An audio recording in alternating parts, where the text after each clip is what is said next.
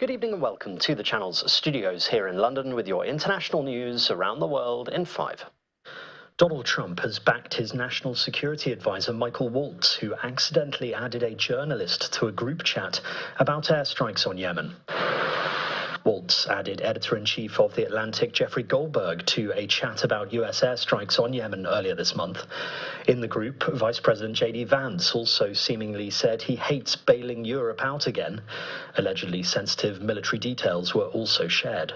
I found it completely improbable that the top national security leadership in the United States would be discussing on a commercial messaging app the possible imminent attack on another country, and that they would mistakenly, I assume mistakenly, invite the editor-in-chief of The Atlantic magazine into their discussion. You're talking about a deceitful and highly discredited so-called journalist who's made a profession of peddling hoaxes time and time again, to include the hoaxes of Russia, or the fine people on both sides hoax, or suckers and losers hoax. So this is a guy that peddles in garbage. This is what he does. Nobody was texting war plans, and that's all I have to say about that. Thank you.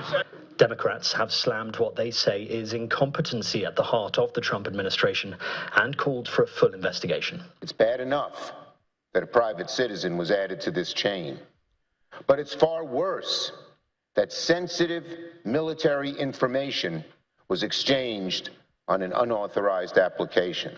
The Kremlin says talks between the US and Russia on Ukraine focused on creating safe shipping lanes in the Black Sea, but the details will remain private. Foreign Minister Sergei Lavrov adds that Russia is in favor of resuming the Black Sea Grain Initiative, a deal allowing Ukraine to safely export grain.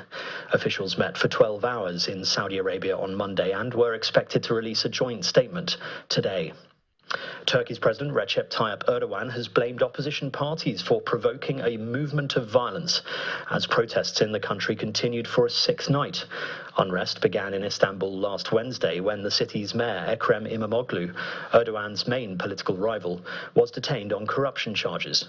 İmamoğlu said the allegations against him were politically motivated, a claim Erdogan has denied. Turkey's main opposition party, the Republican People's Party, which announced İmamoğlu as its presidential candidate on Sunday, said the demonstrations will end on Tuesday.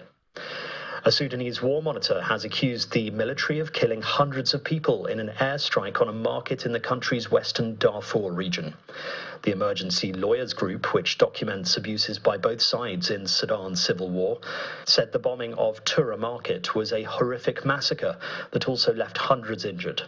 Videos posted on social media, some by the army's rival, the Rapid Support Forces, showed the smoking ruins of market stalls and bodies charred beyond recognition.